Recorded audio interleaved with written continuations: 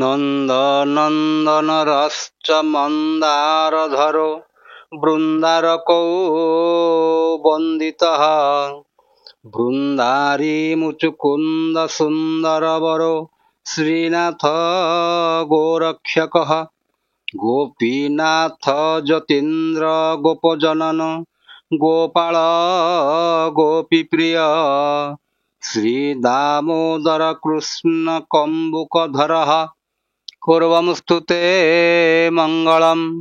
ଜୟ ଜଗନ୍ନାଥ। ମୁଁ ଜ୍ୟୋତିର୍ବିଦ ଚନ୍ଦ୍ରଶେଖର ନାୟକ। ମୋର ଚ୍ୟାନେଲ ଜ୍ୟୋତିଷର ଜାତକକୁ ଆପଣମାନଙ୍କୁ ମୋର ଅନ୍ତରର ଗଭୀରତମ ପ୍ରଦେଶରୁ ସ୍ୱାଗତ ଜଣାଉଛି। ବନ୍ଧୁଗଣ, ଆଜି ହେଉଛି ପବିତ୍ର ଜନ୍ମାଷ୍ଟମୀ। ଭଗବାନ କୃଷ୍ଣଙ୍କର ଆଜି ହେଉଛି ଜନ୍ମ ଦିବସ। ଏହି ଜନ୍ମାଷ୍ଟମୀରେ ମୁଁ ନନ୍ଦନନ୍ଦନ ଯଶୋଦାନନ୍ଦନ ଭଗବାନ ଶ୍ରୀକୃଷ୍ଣଙ୍କର ପଦାରବିନ୍ଦରେ ଅଳି କରେ ଯେ, ହେ ପ୍ରଭୁ, ଏ ସମଗ୍ର ସଂସାରକୁ ସୁଖରେ ରଖନ୍ତୁ, ସମସ୍ତଙ୍କୁ ନିରାମୟ କରନ୍ତୁ, ସମସ୍ତଙ୍କୁ ଆରୋଗ୍ୟତା ପ୍ରଦାନ କରନ୍ତୁ, ସମସ୍ତଙ୍କୁ ଭଲରେ ରଖନ୍ତୁ ପ୍ରଭୁ। ହଉ ବନ୍ଧୁଗଣ, ଆମେ ପୂର୍ବ ପାଠ ମାନଙ୍କରେ ସବୁ ପଢିଥିଲେ ଯେ ବିବାହରେ ସବୁ କଣ ଦୋଷ ରହୁଛି ମେଳ କରେ,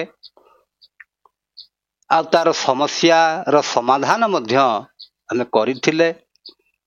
ତାହେଲେ ବନ୍ଧୁଗଣ, ସେହି କ୍ରମରେ ଆମେ ଆଉ ଗୋଟିଏ ଜିନିଷକୁ ଯିବା, ଯାହାକି ତାକୁ କୁହାଯାଏ ବିବାହରେ ଗଣ ଦୋଷ। ବନ୍ଧୁଗଣ, ଆପଣ ଯୋଉ ଅଷ୍ଟକୂଟ ମିଳନ କରୁଛନ୍ତି, ସେଇ ଅଷ୍ଟକୂଟ ମିଳନରେ ସମୁଦାୟ ମାର୍କ ଥାଏ 36 ମାର୍କ, 36 ଗୁଣ ବୋଲି ତାକୁ କୁହାଯାଏ। ତା ଭିତରୁ ଗଣ ପାଇଁ 6 ମାର୍କଟି ଥାଏ। ତେଣୁ ବନ୍ଧୁଗଣ, ଆପଣମାନେ ଯଦି କେବେ କମ୍ପ୍ୟୁଟରରେ ମ୍ୟାଚିଂ କରେଇଛନ୍ତି, ଆପଣ ନଜର କରିଥିବେ କେତେ ଜାଗାରେ ବରକନ୍ୟା 6 ମାର୍କ ପାଉଛନ୍ତି, କେତେ ଜାଗାରେ 5 ମାର୍କ ବି ପାଉଛନ୍ତି, କେତେ ଜାଗାରେ 1 ମାର୍କ ପାଉଛନ୍ତି, ଆଉ କେତେ ଜାଗାରେ 0 ବି ପାଉଛନ୍ତି। ତାହେଲେ ତା ଭିତରେ ରହସ୍ୟ କଣ ଅଛି ତାକୁ ଆମେ ଜାଣିବା। ଏଗୁଡ଼ିକ ଜାଣିବା ପୂର୍ବରୁ ଆମେ ପ୍ରଥମେ ଜାଣିବା ଦରକାର ଯେ ଏ ଗଣ ଜିନିଷଟି କଣ। ଆମର ସମୁଦାୟ ଗଣ 3 ଭାଗରେ ବିଭକ୍ତ କରାଯାଇଛନ୍ତି। କଣ କଣ? ଦେବଗଣ, ନରଗଣ ଆଉ ରାକ୍ଷସ ଗଣ। ଆମର ବନ୍ଧୁଗଣ, ଆପଣମାନେ ଜାଣିଛନ୍ତି ଟୋଟାଲ ନକ୍ଷତ୍ର ସଂଖ୍ୟା ହେଲା 27।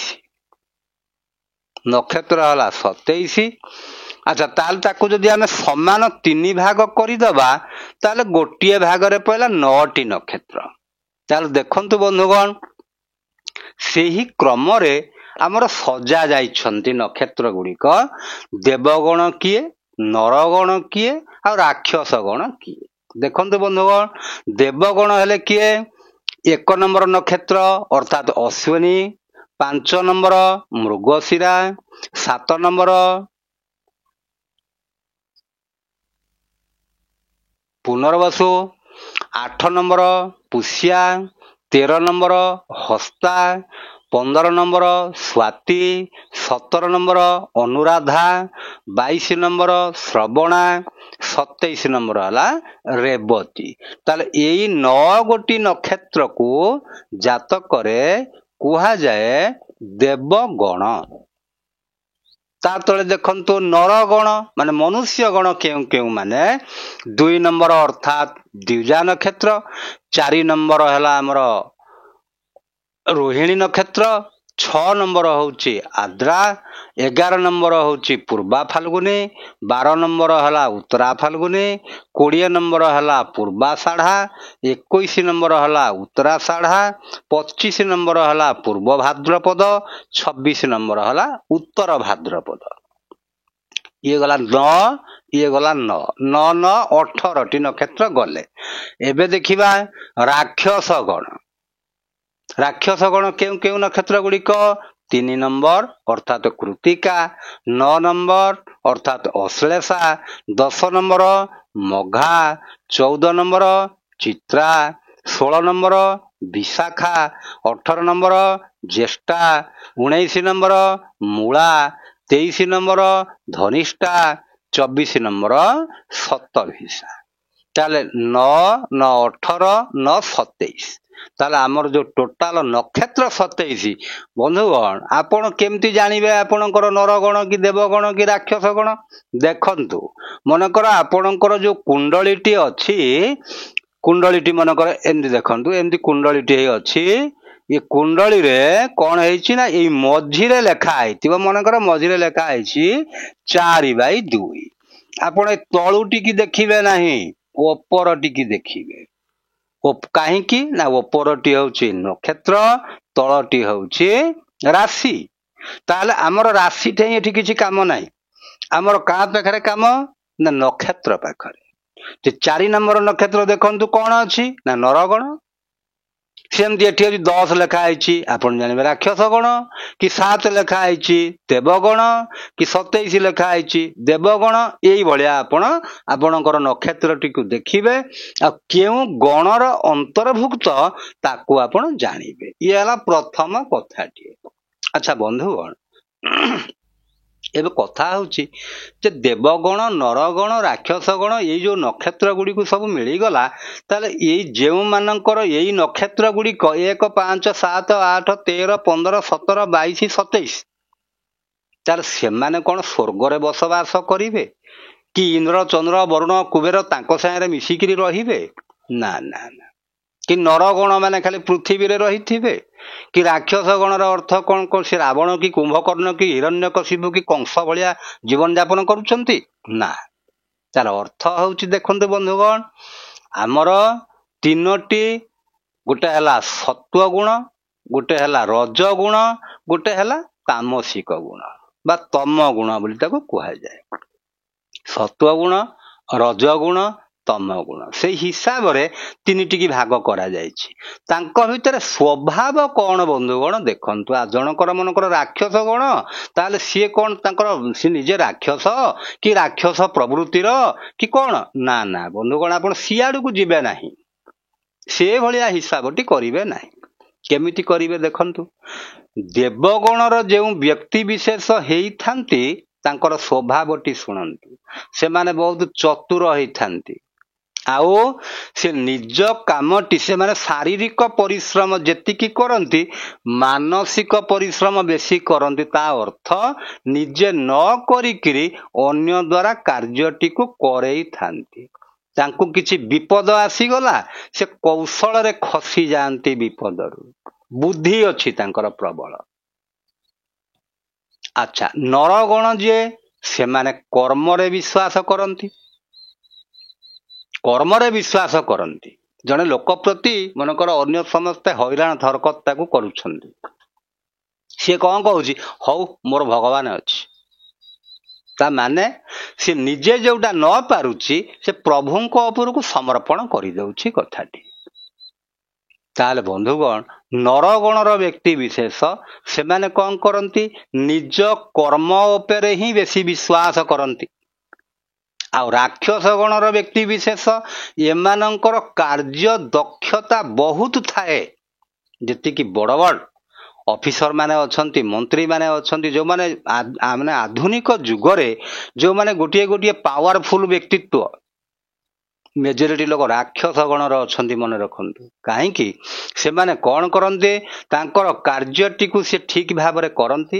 ଆଉ ମୁଖ୍ୟ କଥା ହେଲା, ତାଙ୍କ ପ୍ରତି ଯିଏ କିଏ ଅନ୍ୟାୟ କରନ୍ତି ସେ ତାଙ୍କୁ ଛାଡନ୍ତି ନାହିଁ, ଆଉ ତାଙ୍କର ହକ୍ ସେ ଜୋର ଜବରଦସ୍ତ ଆଦାୟ କରିଦିଅନ୍ତି, ଅନ୍ୟାୟ ସହନ୍ତି ନାହିଁ।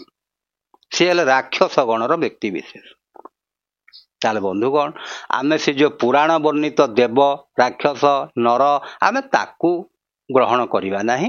ଆମେ ଏଇ ହିସାବରେ ଆପଣ ଦେଖନ୍ତୁ, ଆପଣଙ୍କର ଯଦି ଦେବଗଣ କି ନରଗଣ କି ରାକ୍ଷସ ଗଣ, ଆପଣ ଏଇ ଚାର୍ଟଟିରୁ ଦେଖନ୍ତୁ, ନିଜେ ଜାଣିପାରିବେ ଆପଣଙ୍କର କୋଉ ଗଣଟି। ଆଚ୍ଛା, ଏଠି କଥାଟି ଉଠୁଛି, ଆମେ ଏଇ ଯୋଉ ଜିନିଷ ଗୁଡ଼ିକ ଆମେ ଏଠି ଲେଖିଛେ ବା ଆଲୋଚନା କରୁଛେ, ଇଏ କଣ ପାଇଁ? ବିବାହ ମେଳକ ପାଇଁ। ତାହେଲେ ବିବାହ ମେଳକ କାର କାର ହଉଛି? ଗୋଟେ ପୁଅଟିର ଗୋଟେ ଝିଅ ସାଙ୍ଗରେ, ବର କନ୍ୟା।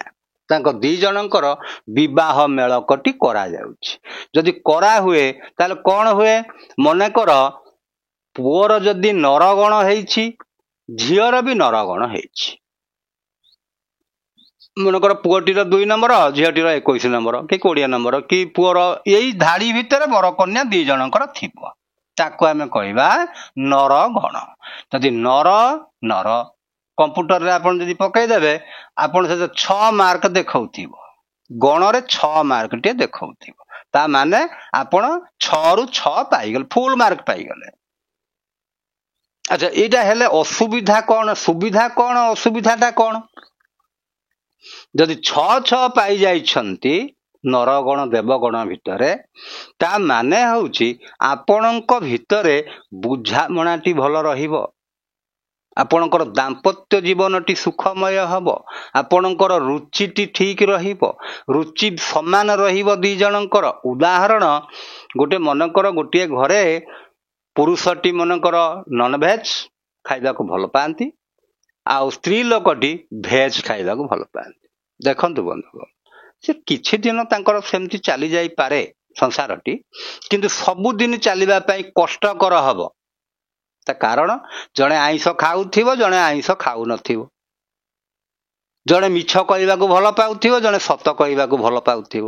ତାହେଲେ ତାଙ୍କ ଭିତରେ ଗୁଣର ତାଳମେଳ ଠିକ ରହିବ ନାହିଁ, ଯାହା ଫଳରେ କି ମତାନ୍ତର ହେବେ, ମତାନ୍ତରରୁ ମନାନ୍ତର, ମନାନ୍ତରରୁ ଆହୁରି ଆଗବାଟ ବିବାହ ବିଚ୍ଛେଦ। ତେଣୁ ସେଥିପାଇଁ ଆମେ ଏଇ ଜିନିଷଟି ଦେଖିବା ଆମ ପାଇଁ ନିହାତି ଜରୁରୀ। ଆହୁରି ବି ଗୋଟେ କଥା ବନ୍ଧୁଗଣ କହିଦଉଛି, ଦେଖନ୍ତୁ, ଯେ ଖାଲି ଆମେ ମନେକର ଏଠି ଗଣରେ 0 ପାଇଗଲେ, ଯେ 0 ପାଇଗଲେ ମାନେ ଯେ ଆଉ ବାହାଘର ହେଇପାରିବନି, ସେ କଥା ବି ନୁହଁ। ଇଏ ଗୋଟେ ବିବାହ ମେଳକର ଗୋଟେ ପାର୍ଟ। ଏଇଠାରେ ସେମାନେ କେତେ ପଏଣ୍ଟ ପାଉଛନ୍ତି ସେତିକି ଆମେ ଖାଲି ଜାଣିବା। ଆଚ୍ଛା, ତାହେଲେ ନର ଯଦି ହେଇଗଲା 2 ଜଣଙ୍କର, ତାହେଲେ 6 ମାର୍କ ପାଇଗଲେ। ଯଦି ଦେବ ଦେବ ହେଇଗଲେ, ପୁରୁଷର ଏଇ ଭିତରେ ଥିବ, ସ୍ତ୍ରୀର ବି ଏଇ ଭିତରେ ଥିବ, ତାହେଲେ ଦେବଗଣ ହେଇଗଲେ, ସିଏ ବି 6 ମାର୍କ ପାଇଗଲେ। ପୁଅ ରାକ୍ଷସ ଗଣ ହେଇଥିବ, ଝିଅ ବି ରାକ୍ଷସ ଗଣ ହେଇଥିବ, ସିଏ ବି 6 ମାର୍କ ପାଇଗଲେ, ପୁରା ଫୁଲ ମାର୍କ ପାଇଲେ, 6 କୁ 6।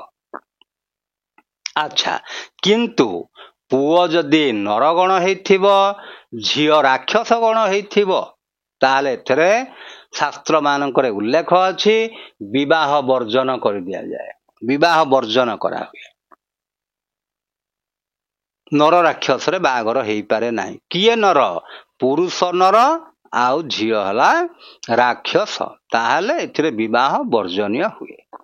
ଆଚ୍ଛା, ଯଦି ମନେକର ପୁଅଟି ହେଲା ନରଗଣ, ଝିଅଟି ହେଲା ଦେବଗଣ, ଠିକ ଅଛି, ତାହେଲେ ଇଏ କେତେ ମାର୍କ ପାଇଲେ? 5 ମାର୍କ ଟିଏ ପାଇବେ। କାହିଁକି? ପୁରୁଷ ଠାରୁ ଇଏ ନାରୀ, ଆମର ସାଧାରଣତଃ ଭାରତ ହଉଛି ଗୋଟେ କଣ, ପୁରୁଷ ପ୍ରଧାନ ଦେଶ।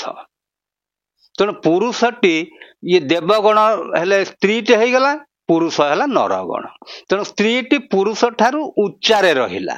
ସେଥିପାଇଁ ଯେହେତୁ ନର ଆଉ ଦେବତାଙ୍କ ଭିତରେ ମିତ୍ରତା ଭଳି, ଶତ୍ରୁତା ନୁହଁ, କାହିଁକିନା ନର ମାନେ ଦେବତା ମାନଙ୍କୁ ତ ପୂଜା କରନ୍ତି, ତେଣୁ ସେଥିପାଇଁ ସେମାନଙ୍କୁ 5 ମାର୍କ ଟିଏ ମିଳିଲା ଆଉଟ ଅଫ 6। 6 ରୁ 5 ମାର୍କ ସେମାନେ ପାଇଲେ। ଆଚ୍ଛା, ଯଦି ପୁରୁଷ ଦେବଗଣ ହେଇଗଲା, ଆଉ ସ୍ତ୍ରୀ ଯଦି ରାକ୍ଷସ ଗଣ ହେଇଗଲା, ତାହେଲେ ଇଏ କଣ ହନ୍ତି? ତାଙ୍କ ଭିତରେ ମତାନ୍ତର ସୃଷ୍ଟି ହୁଏ, ମନାନ୍ତର ସୃଷ୍ଟି ହୁଏ। ଜଣେ ଜଣଙ୍କ କଥାକୁ ମାନିବା ପାଇଁ ପ୍ରସ୍ତୁତ ନୁହଁ। ଜଣେ ପୂଜା ପାଠରେ ବିଶ୍ୱାସ କରୁଥିବ, ଆଉ ଜଣେ ପୂଜା ପାଠରେ ବିଶ୍ୱାସ କରୁନଥିବ। ଜଣେ ଖାଦ୍ୟପେୟ ପରସ୍ପର ଅଲଗା ଥିବ। ତାହେଲେ ସେଇ କ୍ଷେତ୍ରରେ କଣ ହୁଏ? ସେମାନେ 0 ମାର୍କ ପାଇଥାନ୍ତି। ଆଚ୍ଛା, ଯଦି ପୁଅଟି ଦେବଗଣ ହେଲା, ଝିଅଟି ନରଗଣ ହେଲା, ଭଲ କଥାଟିଏ, ପୁରା 6 କୁ 6 ପାଇଗଲେ ସେମାନେ। ପୁରୁଷଟି ନାରୀ ଠାରୁ ଉଚ୍ଚରେ ରହିଲା। ତେଣୁ ସେଥିପାଇଁ ଦେବଗଣ ପୁଅ ହେଇଥିବ, ଆଉ ଝିଅଟି ନରଗଣ ହେଇଥିବ, ତାହେଲେ ତାକୁ ଆମେ କହିବା କଣ? ସେମାନେ ପାଇଲେ 6 ମାର୍କ। ଆଚ୍ଛା, ଯଦି ପୁରୁଷ ରାକ୍ଷସ ଗଣ ହେଇଥିବ, ଆଉ ଯଦି ସ୍ତ୍ରୀଟି ହେଇଥିବ ଦେବଗଣ, ତାହେଲେ ସେମାନେ 1 ମାର୍କ ଟିଏ ପାଇଥାନ୍ତି ସେଥିରେ। କାହିଁକିନା ଦେବ ରାକ୍ଷସ ଭିତରେ ସବୁବେଳେ ମତାନ୍ତର ମନାନ୍ତର ଟିକେ ହେଇଥାନ୍ତି। ମାନେ କେହି କାହା କଥା ଶୁଣିବା ପାଇଁ ପ୍ରସ୍ତୁତ ନୁହଁ। ଜଣେ ଜଣକୁ ବୁଝଉଥିବ, ଆଉ ଜଣେ ଶୁଣିବା ପାଇଁ ପ୍ରସ୍ତୁତ ନୁହଁ। ଇଏ ତା ବାଟର କଥା କହୁଥିବ, ସିଏ ତା ବାଟର କଥା କହୁଥିବ। ଯାହା ଫଳରେ କି ସେମାନେ କଣ ହନ୍ତି, ଏକ ମାର୍କଟିଏ ତାଙ୍କୁ ମିଳିଥାଏ। ଆଉ ଯଦି ବର ହେଲା ରାକ୍ଷସ ଗଣ, ଆଉ କନ୍ୟା ଯଦି ହେଲା ନରଗଣ, ସେମାନେ 0 ପଏଣ୍ଟଟିଏ ପାଇଥାନ୍ତି। କିନ୍ତୁ ଶାସ୍ତ୍ରରେ ଉଲ୍ଲେଖ ଅଛି, ଯଦି ବର ରାକ୍ଷସ ଗଣ ହେଇଥିବ, କନ୍ୟା ନରଗଣ ହେଇଥିବ, ତାହେଲେ ପ୍ରତିକାର କରିକିରି ବିବାହ ମଧ୍ୟ କରିହବ। ତେଣୁ ବନ୍ଧୁଗଣ, ଆପଣ ସବୁବେଳେ ଦେଖିବେ ଯେ ଏଇ ଯୋଉ ଗଣ ମେଳକଟି, ଯେମିତି ସେମାନେ 6 ମାର୍କ ପାଉଥିବେ କି 5 ମାର୍କ ପାଉଥିବେ, ଏଇଭଳିଆ ଯେମିତି ପାଉଥିବେ, ତା ତଳକୁ ଯେମିତି ହଉନଥିବ, ତାହେଲେ ବୈବାହିକ ଜୀବନଟି ଅତି ଉତ୍ତମ ଥାଏ। ଆଉ ମନେକର କେତେ ଲୋକ ଅଛନ୍ତି ତାଙ୍କର ବାହାଘରଟି ଠିକ କରିଦେଇଛନ୍ତି, ତାପରେ ଜାତକଟି ଦେଖାଉଛନ୍ତି ମେଳକ କରିବା ପାଇଁ। ତେଣୁ ସେମାନେ ନିଶ୍ଚୟ ବାହାଘରଟିଏ କରିବେ। ତେଣୁ ତାଙ୍କୁ ପ୍ରତିକାର ସ୍ୱରୂପ ଆମେ ପ୍ରତିକାରଟି କଣ କରିବା ନା, ପ୍ରତିକାରଟି ହଉଛି ଗୋ ବ୍ରାହ୍ମଣ ସେବା, ଅନ୍ନ ଦାନ କରିବା।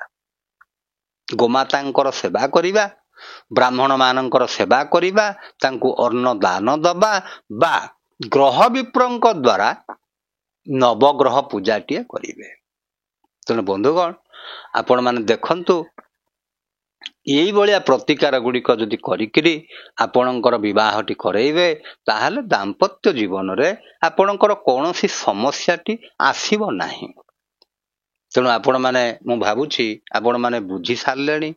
ଯଦି ଆପଣମାନଙ୍କୁ ଭଲ ଲାଗିଥାଏ, ଲାଇକ୍ କରିବେ, ସେୟାର କରିବେ, ସବସ୍କ୍ରାଇବ କରିବେ। ହଉ ବନ୍ଧୁଗଣ, ମୁଁ ଏତିକିରେ ରହୁଛି। ଭଗବାନ କୃଷ୍ଣ ସମସ୍ତଙ୍କୁ ସୁଖ ପ୍ରଦାନ କରନ୍ତୁ, ଶାନ୍ତି ପ୍ରଦାନ କରନ୍ତୁ, ନିରାମୟତା ପ୍ରଦାନ କରନ୍ତୁ। ଏ ସଂସାରରେ ସମସ୍ତେ ଭଲରେ ରୁହନ୍ତୁ। ହଉ ଏତିକିରେ ରହିଲି ବନ୍ଧୁଗଣ। ଜୟ ଜଗନ୍ନାଥ।